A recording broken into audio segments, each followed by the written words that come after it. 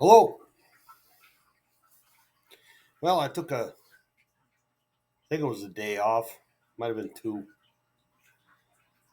just to let the news cycle kind of revolve a little bit more and maybe have something worth talking about. Well, on my day off, I look, and a lot of the news seemed to revolve around JD Vance's trip to Europe, talking to the other military leaders there. See, back in 1949, an organization started that it was right at the end of the devastation of World War II and the very beginnings of the Cold War. And everyone was worried about the Soviet threat. And a bunch of uh, European countries and the United States and Canada, they formed an organization called NATO, North Atlantic Treaty Organization. And they were all supposed to, you know, they set a percentage of GDP as the benchmark for, every country would be different because each GDP would be different. Well, they set it at, I think it was 2%, and then later on they said no, you need a little bit more than that, so they set it at 3% of your nation's GDP. Well, it went on into the 80s and 90s, and it was found that the most of the countries in Europe weren't even coming up to their what was needed for them to even be members of the organization. They were, you know, paying 1%. Some of them were even less than that. And Trump the first time went went to NATO and says, "Hey, you guys got to start stepping up your game. You got to start coming up with your share of this defense, because now, well, after Reagan, the communism fell in Russia or in Soviet Union, and then all of a sudden you had all these little countries that all of a sudden they wanted to be part of NATO, and so we said, fine, yeah, but you got to pay 2% of your GDP. Well, this guy's bigger than us, and he ain't paying 2% or 3%. And so it was basically, give us what you can. Some of them, it was almost nothing. But if they got attacked, all the other NATO countries would throw troops in or, you know, come to their defense. Well, now we got the war in Ukraine. And Europe is all, well, the United States said that's not our fight. Well, the American people say that's not our fight. What has Ukraine done for me? Well, they aren't even a member of NATO. But our government has been funneling money over there, taxpayers' money over there to help Ukraine. And now they're talking about, they want to make Ukraine a member of NATO so that, because they're being attacked by Russia, all these other countries will jump in to help. And now we have Trump, and he's saying, yeah, no, that's not going to happen. Because anybody that's looked at history, Ukraine has been offered NATO membership 3 times, 2 or 3 times, and they turned it down. They didn't want to be members of NATO. But now, when they're in the middle of a war against a stronger adversary, now all of a sudden they want to be part of NATO. And Trump he's floated the idea that we should just pull out of NATO. Because the United States, we pay more to NATO than all the other members combined. Some of those, like the Germans, or the EU, the European Union, only pays 2.1% of their total GDP, when the cutoff is you got to be a member, you got to pay 3%. They don't even match the 3%. The United States pays 3.4%. Canada pays 1.4%. See, all these countries have gone for so long knowing that if they are attacked, the United States will be there to back them up.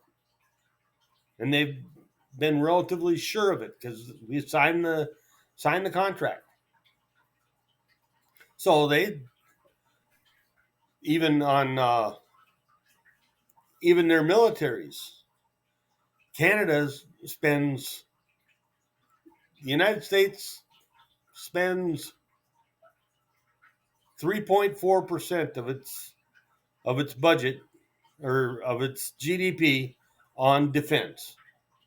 But our GDP is so much larger than Canada's. But still, Canada pays about 1.4% of their GDP on defense, because they know that if they're attacked, the United States will see that as a threat, since they share a border with us, that they will come in and eliminate the threat. In Europe, they're expecting the same thing. But the United States is now, under Trump, we're saying no. The Ukraine war, the war between Russia and Ukraine, that's a European problem. It doesn't affect us. It shouldn't affect us. You got to take care of your own backyard.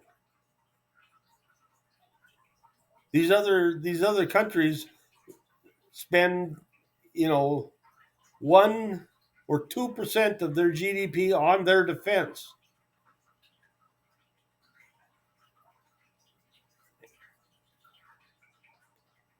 So they put themselves in that position. Now you've got Russia.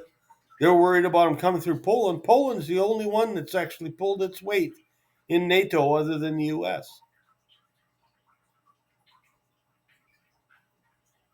But Poland is also, they ain't playing games with the.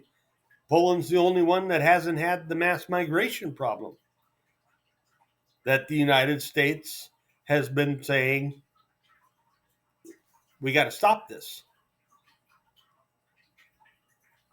All their GDPs are dropping because of this massive influx of refugees,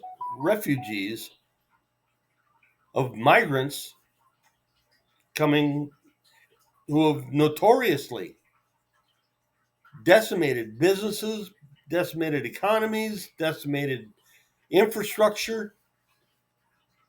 It's been like a wave going over Europe that they've come into these countries, and the bottom fell out of their economy.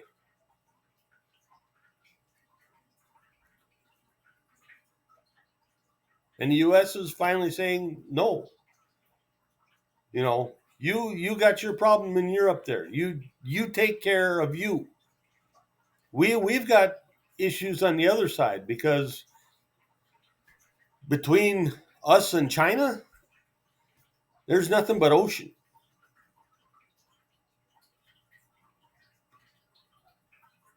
And if they go just a little bit north, they've got a matter of 50 miles between us and Asia. We have a much greater threat of being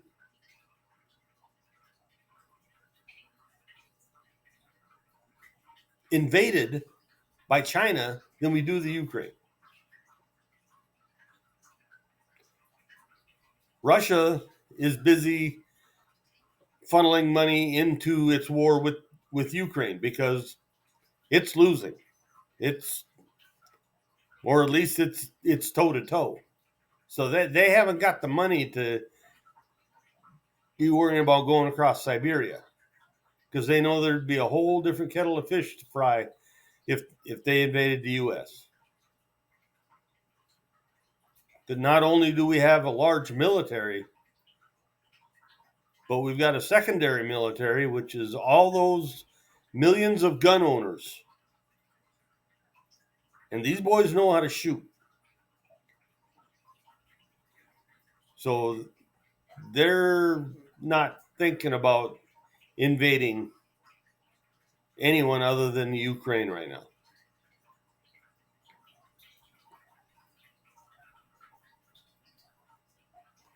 But I watched Vance's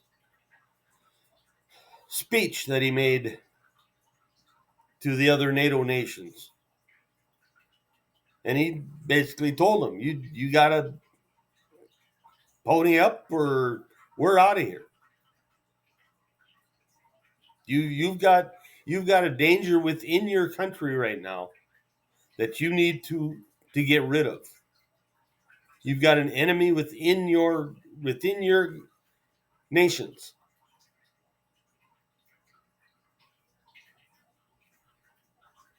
You've got basically a cancer that you're refusing to acknowledge.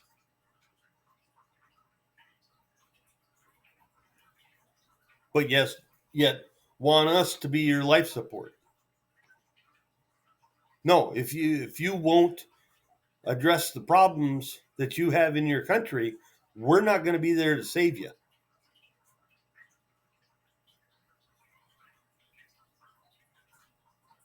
And then I looked at the reactions of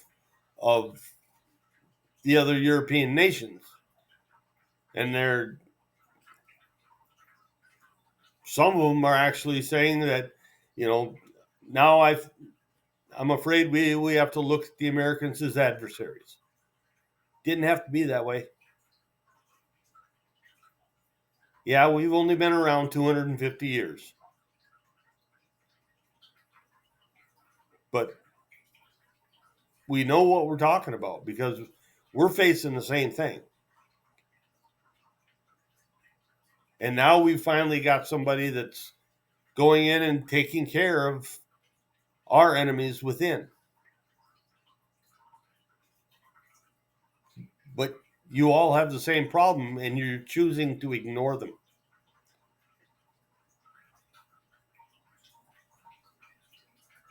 Right now, we're worried about cutting our deficit, getting our economy back on track, defending against those nations that can feasibly do us harm. There's none of them in Europe. There is in Asia. And that's what we're focusing on. You handle Europe, we'll handle Asia and the Pacific. We're basically putting putting teeth to the Monroe Doctrine.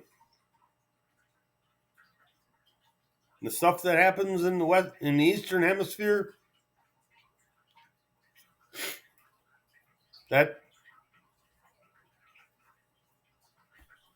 Europe's problem.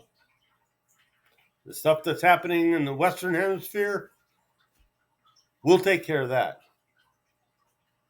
You worry about you, we'll worry about us.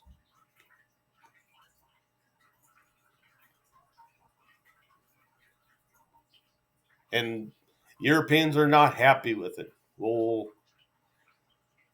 no, the German leader that was at that conference, he actually broke down in tears. Who will defend us? Well, why don't you look in a mirror? You've put yourself in this position. You're going to have to get yourself out of it.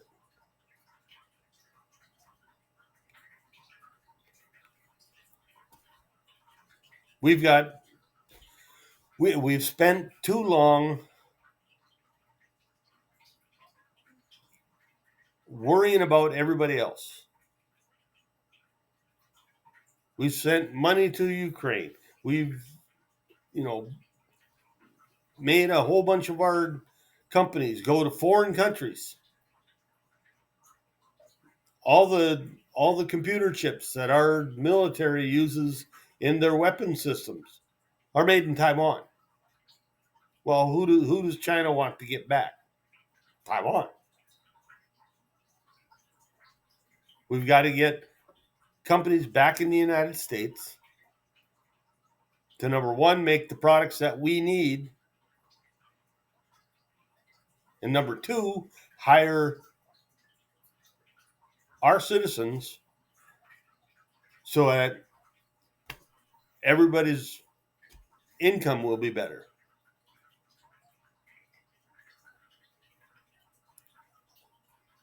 But it ain't going to make a lick of difference if we get a whole bunch of people hired and working again if we're just shoveling the money over to some other foreign country.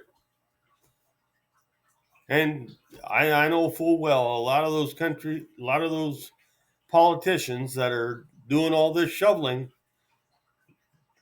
it's getting turned around and a good chunk of it's coming back to them. Politicians using their power, their position to enrich themselves, not enrich the nation, themselves. We've seen it with Biden's. We've seen it with Clinton's. We've seen it with Obama's. Hell, we've even seen it with Bush's. It's not one party that's doing it. It's part of the reason why they call Washington, D.C. a swamp. And it's part of the thing, and it's the major thing that Trump came in and said he was going to get rid of it. And it's about time. It's something that conservatives and libertarians have been saying for years, decades. I mean, I was saying it when Obama ran the first time.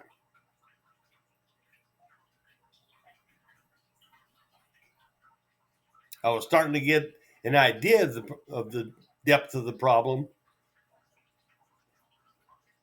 during Bush's presidency.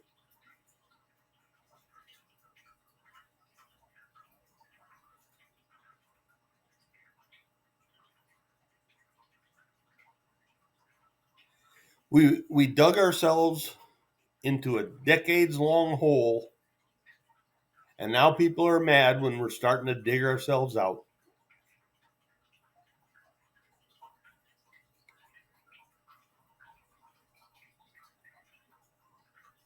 We start digging ourselves out, and the world starts kicking dirt in the hole.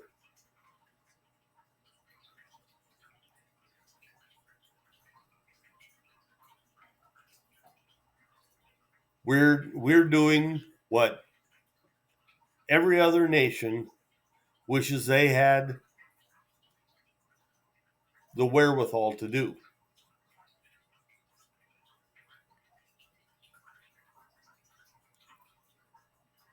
We're telling Europe, you got your problem there. You fix it.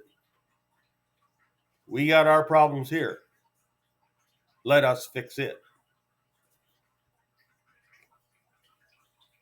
And then we can get back to the table and say, all right, let's work together on something. But we got to fix our own problems first. We're not going to be the purse for every country's pet project, especially not projects that we don't agree on.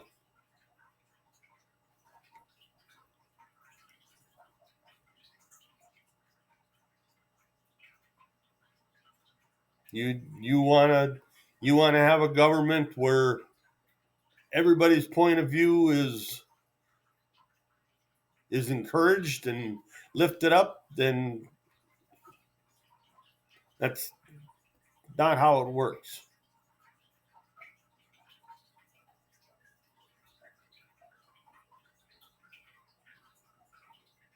I'm someone, I don't care who you sleep with. You can sleep with whoever you want. Don't expect me to buy you a bed.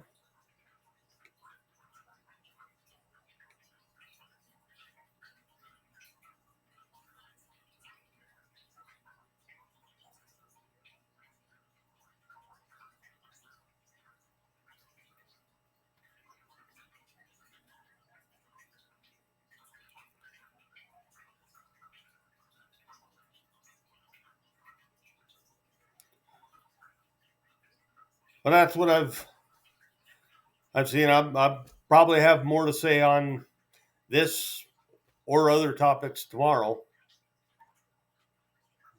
because this is a big topic, and it's a fundamental one. We've got enough problems in our backyard that we shouldn't be telling the neighbor what to do with his. We've got to fix the problems in our backyard. And I'm not saying we should be isolationists. No.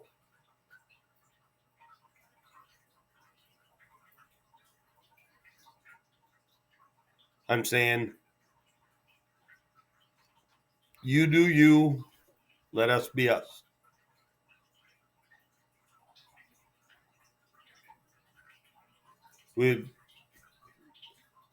We've got to start bringing businesses back to the United States. We've got to start taking care of our own citizens before we start funding a war overseas. We've spent too long being everybody's punching bag and coin purse.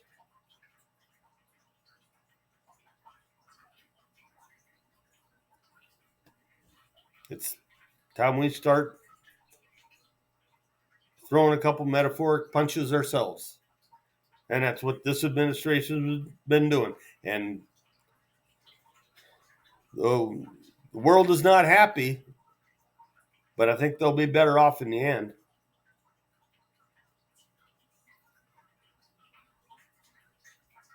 If we quit giving them a reason not to work on their problems, then eventually they won't be happy about it, but they'll start working on their problems. Number one, their people will just say, that's it, we've had it, you're out.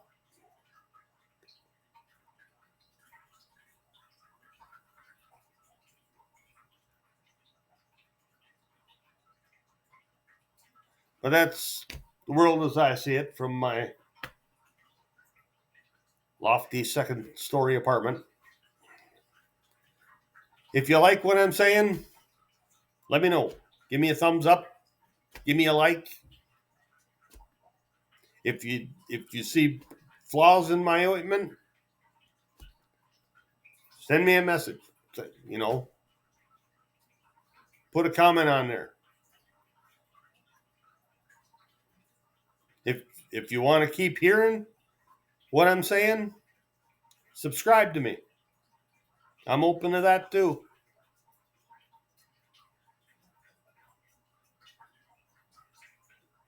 If I'm giving you something that you see has value, please let me know. Subscribe, like, share.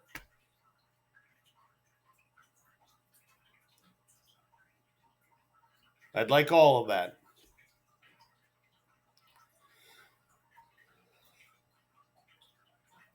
I could also use suggestions. Something that I can, give me a suggestion of a topic and I'll look it up and kind of formulate how I think about it and make another video. If I do that, I usually try and mention that person during the video. I've done it to a couple people now.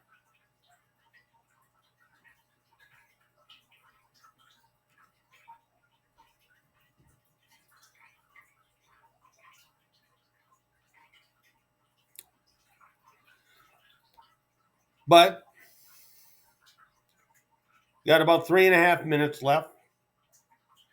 I might cut this one a little bit short because,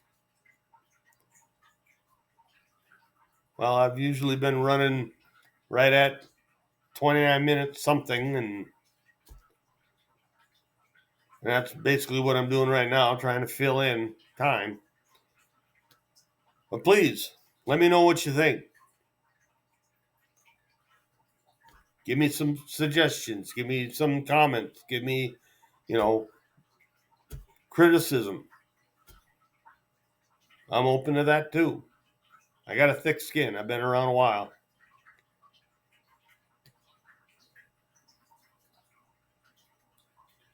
But trying to make a go of this, something I enjoy doing. I like giving my comments or giving my 2 cents worth. And if I can make a little extra out of it, what's wrong with that? That's capitalism. If I got something somebody else thinks is worthwhile, so be it.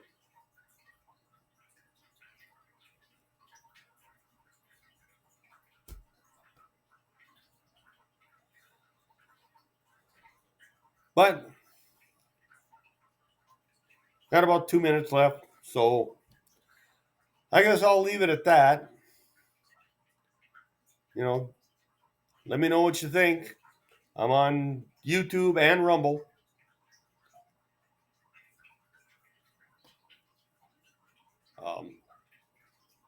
Kind of feeling the whole what do you call it? I'm not feeling much love from YouTube, but I'd appreciate any comments, and I'll let it go at that. So until tomorrow, I'll say have a great day, and Semper Fi.